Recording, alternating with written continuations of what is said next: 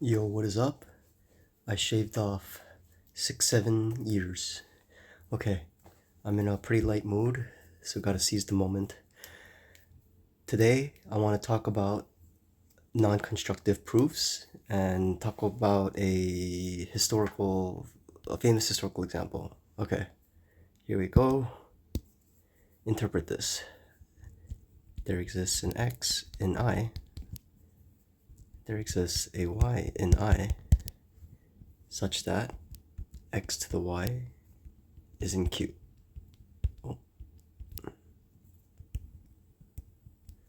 Okay. So this is just fancy math lingo to say, or at least informally, that there are two irrationals such that one raised to the other, well, one raised to the other is rational. Okay, so this is how it goes.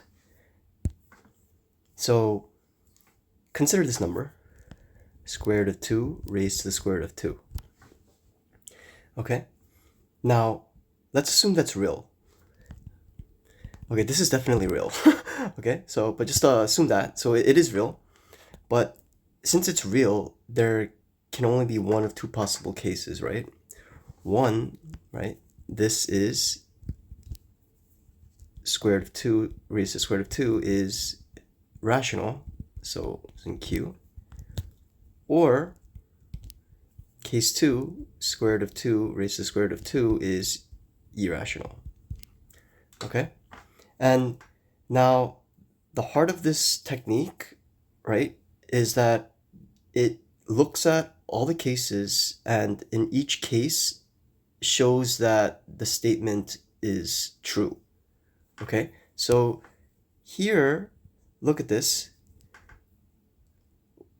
The rationality we don't know. We're saying that it's either rational or irrational, but we're going to use the assumptions in both, right? Without really knowing whether it is or not, right? But fun fact, that thing is irrational, right? But to show that we can get x to the y, that is rational, right? So look, in case 1, right?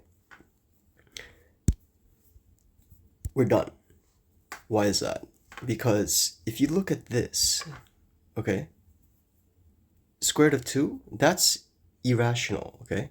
If you look at the video that I did on the square root of 2 proof is irrational, nudge nudge, you'll know, okay? So this is in I, and this is the same number, so that's also in I, right?